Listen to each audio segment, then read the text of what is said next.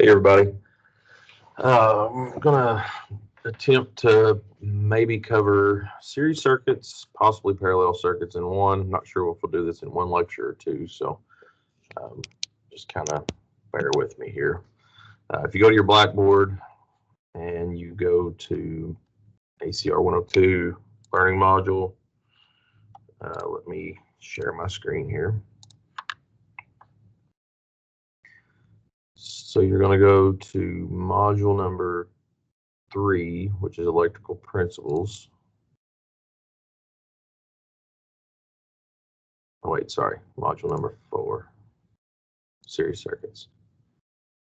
All right, so module 4, PowerPoint, chapter 3, electrical circuits, and also series circuits. That's into the PowerPoint. So I'm going to open both of those up. One's out of the textbook. The other one is a different PowerPoint. So as those are loading up here, this is the old version of the book, but it should be pretty much the same. All right, so we've talked about series and parallel circuits a little bit in your module 3, so we're going to build on that a little bit more through this one. I'm going to kind of toggle back and forth between these two PowerPoints because some of them show some things that I want in one and not in the other. So the main thing to understand, first of all, is that you got to have a path, no matter if it's series, parallel, single load, whatever it may be. It's got to go from the hot through the load and then back to the neutral side or the other line. So when we get into 120, when we go from 120 to like 240 volt, for example, you're going to have two hot legs, but still they all have to connect. It has to be a circuit.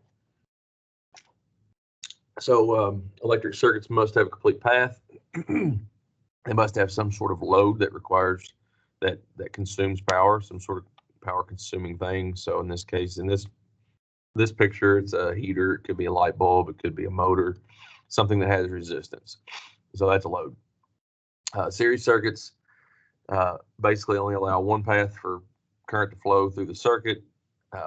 Now, we do use series circuits, but we don't usually put things in series, put loads in series. So when we say series, things are in series, usually it's switches. You'll have multiple switches possibly in a row, and then they're controlling one load. So normally we're only running one load in a circuit, but you can hook loads up in a circuit as you've seen in your last module, and we'll get into that more in this module, and in this lab is going to get more in depth with that. So the next picture shows how you would wire switches in series. So for this example, you've got a high pressure switch and a low pressure switch and a thermostat, all of which are controlling an electric motor of some sort. So any of those switches, if any of those switches opens, the motor will quit working.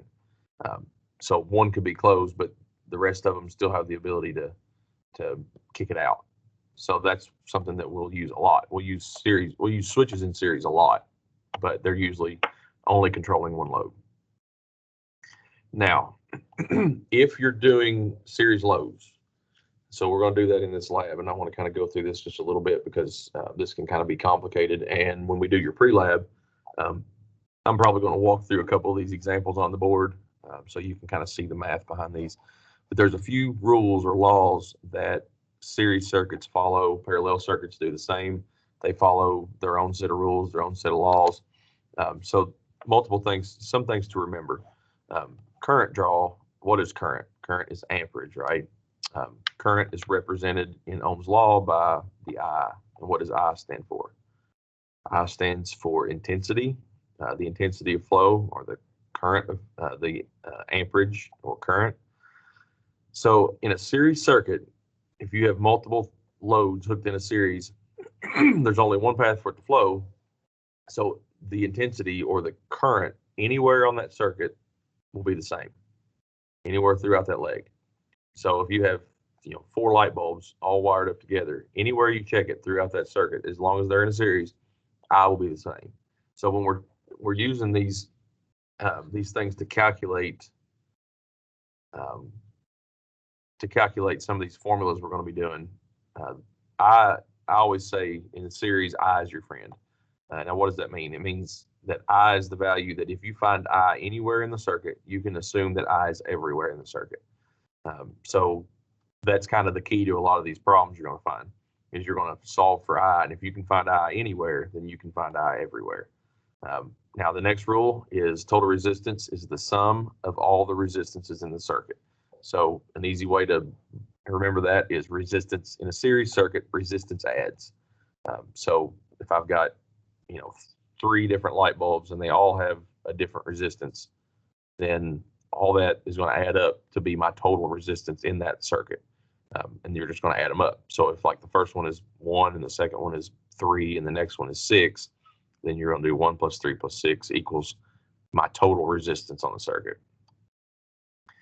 The third rule is voltage is completely used by all the loads, and it changes through each load, and it's based on the resistance. It's not based on first come, first serve. So as you hopefully saw in the last lab, it doesn't matter if you had a 60 watt bulb and a 100 watt bulb. If they were in series, they would light up a certain way. And actually, it was surprising to a lot of you that the 100 watt bulb was dimmer than the 60 watt bulb when they were in a series, which would be opposite of what you'd think. So this lab is going to cover that. It's going to tell you, why is it doing that? How's it doing that? So you're going to measure voltage drop across each of these loads. And so what that means is, like some of you may have done 260 watt bulbs or 240 watt bulbs or whatever. If they were the same, then the voltage drop across all of those, each of those was, if there was 2 of them, for example, they were 60 apiece. Now, that's not because they were 60 watt bulbs. It's because they were the same bulb with the same resistance, and they were equally sharing 120 volts. Once you change the bulbs and you change the load to where they're not the same anymore, then they're going to distribute that differently. A series circuit, as I've said in class, is I'll use this analogy a lot. It's kind of like if I go buy a pizza and it has 8 slices in it and there's 8 people in the class, then I can give everybody, everybody has to share that pizza. Everybody gets a piece. So as long as everything is equal, and I'm just saying each person gets 1 piece, then that would be like, you had 60 watt light bulbs or 40 watt light bulbs and they were all the same. So they all get the same amount of the 120 volts. And so it's essentially just dividing the 120 volts by however many loads there are in the circuit. Now, once they start to change, once they're different, so if I have a 40 watt and a 60 watt and a 75 watt and a 100 watt, then they're going to share that 120 volts differently, and it's all going to be based on their wattage and their resistance. Each one's going to, consume it at a different amount. And so that would be like if I took that same pizza and I said, okay, now we're going to distribute this pizza not based on each person being exactly the same, but we're going to do it based on age or weight or some sort of differentiating factor that's different about us all. And so then, you may get 2 pieces and I may get a half a piece, but that's the way it's being distributed. And so we still eat the whole pizza, but you may get more than I get, if that makes sense. So that's just an analogy. And as you can see in class and in here, I like to use those because it helps me relate things to other things that I have more experience with. So I have more experience with eating pizza than I do with electricity. So I can relate to that. So the voltage drops across each of those should add the total. So what that means is the total voltage across an entire leg or an entire series circuit should equal, when I add those up, they should equal whatever the applied voltage is. So if it's a 120 volt circuit, they should all add up to be 120. If it's a 240 volt circuit, they'll add up to be 240, so on and so forth. So we say that we sum that by saying E total, or ET here, equals E1 plus E2 plus E3 plus E4 plus however many E's that I have. So E stands for what? E stands for voltage, which is electromotive force. That's your electrical pressure. So that E is the EMF. That's the electromotive force that we use to signify voltage. All right. So series circuits, that's the rules applied to those. Now I'm going to jump down here and grab this other PowerPoint and just see if there's anything else that I need to cover.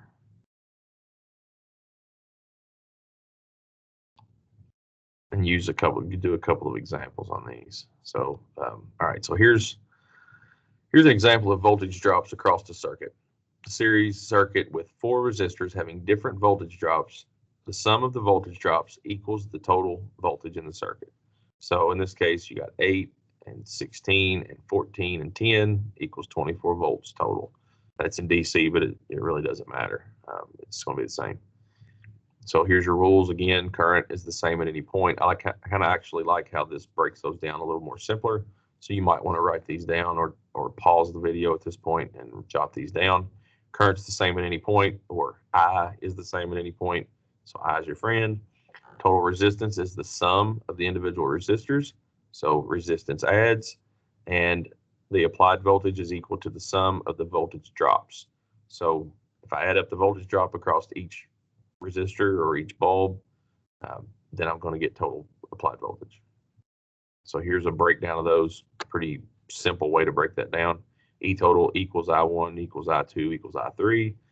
R total equals R1 plus R2 plus R3 plus however many you got. And same thing for E. You know, however many resistors you have, that's how many you're going to be able to factor. And I just want you to get familiar with this because we're going to do it in class, and hopefully that will really help bring all this home. But I don't want to have to start from scratch. So this gets you started. At least you know what's out there, what's going on. All right, so in this example, it says example of series circuit, I total equals 2 amps. So all of the I's equal 2 amps. They're all the same everywhere.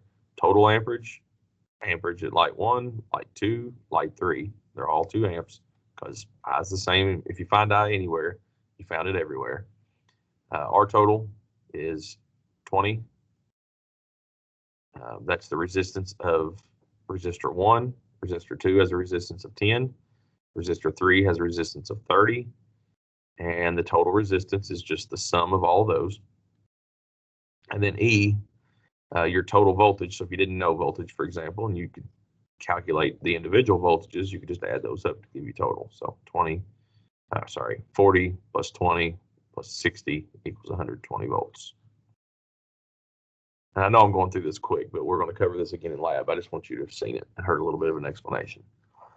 Power. So what is power? Power is wattage. So that's the fourth thing that we're going to measure. So we're going to measure volts, amps, ohms, and watts, or EMF, intensity, resistance, and power. Total power used in a circuit is equal to the sum of the power used by all the parts. So power adds. Simple enough, right? Resistor or series is pretty simple. Parallel gets kind of confusing on these formulas. All right, so that's pretty much an introduction to it.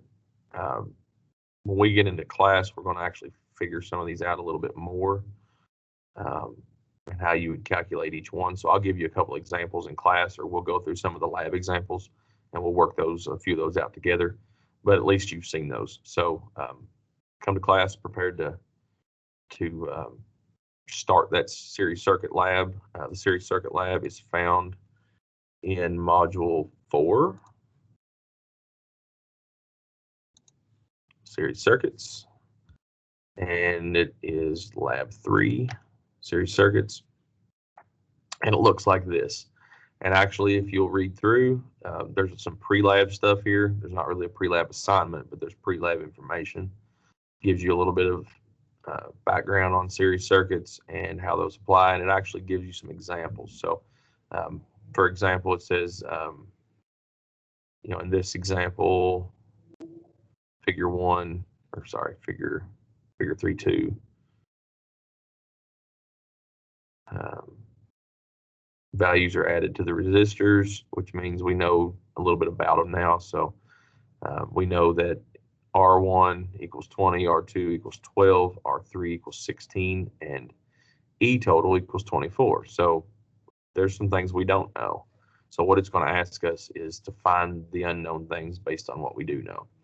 So the first thing it says is, the first thing I want to do is I want to try to find I, right? Because I is my friend. If I find I anywhere, I can find I everywhere. And hopefully through working through your Ohm's law stuff a little bit in the last module, you learned how to calculate intensity, EMF, or voltage, resistance. So if you know two of them, you can find the other one. Well, we're going to take those same principles and we're going to apply them here. So I'll walk you through this example and how this works, and we may go through this in class as well. Total amount of, so let's see, resistor 1 has a value 2, 3. So we know R1, R2, R3, and we don't know R total, but we can find it. Why can we find it? Because we know that resistance adds. So if I go back down here and I were to fill that in, I could calculate what R total was. So what is R total? It's 20 plus 12 plus 16. So let's see if it shows us that. It does not.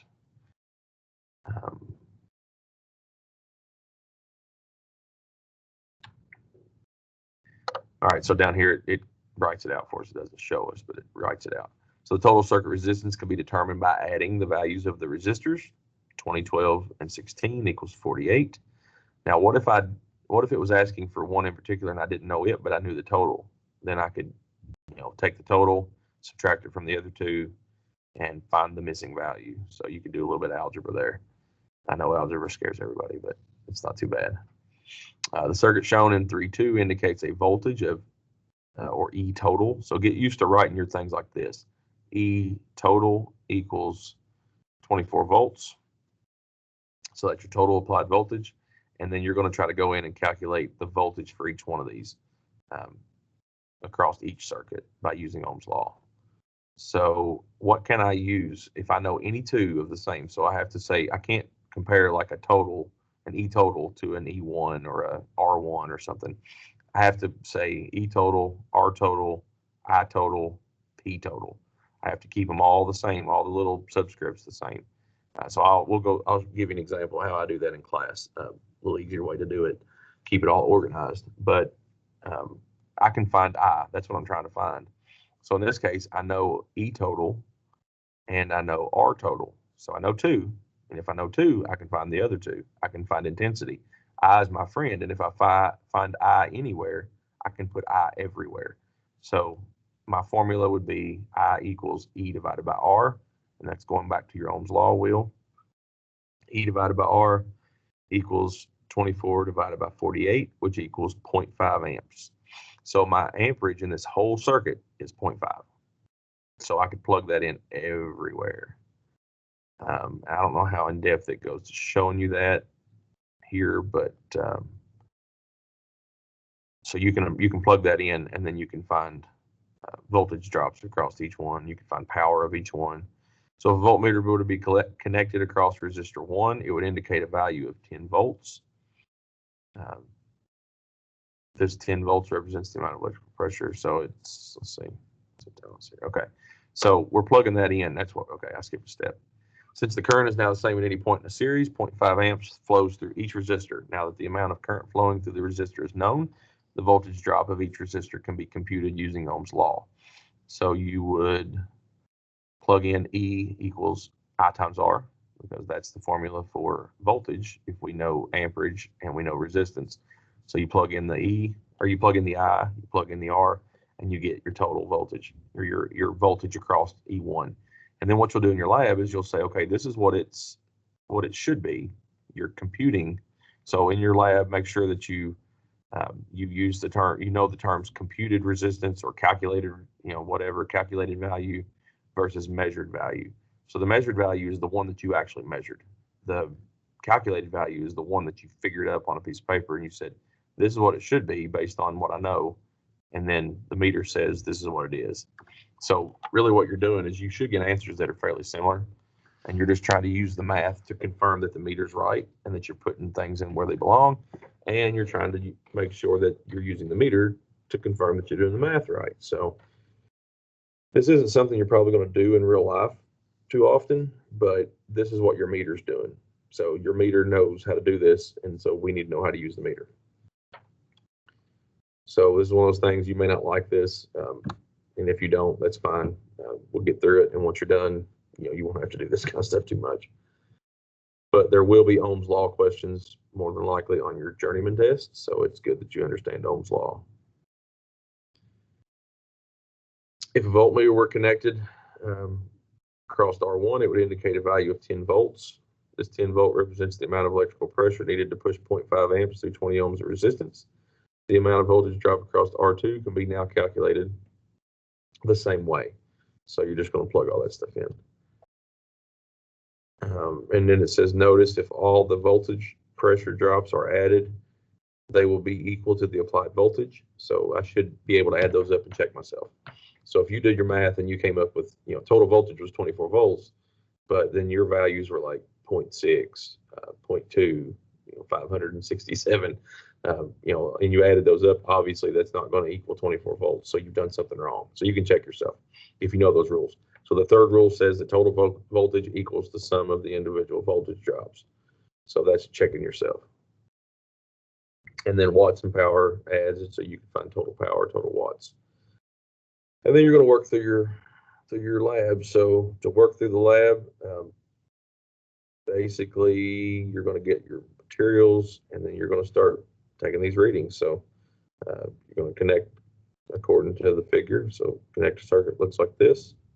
And then you're going to take amperage, you're going to take voltage, and you're going to take ohms. You're going to use those values to calculate some stuff. So it may ask you, for example, measure the amount of voltage drop across the lamps. All right, so measuring means take a meter, using an AC voltmeter, measure it. Then the next one says using current and amount of voltage drop, calculate the filament resistance of each lamp. So this is using your math. So just read, follow directions, you should be fine. And I'll call it quits on that, and then we'll do parallel.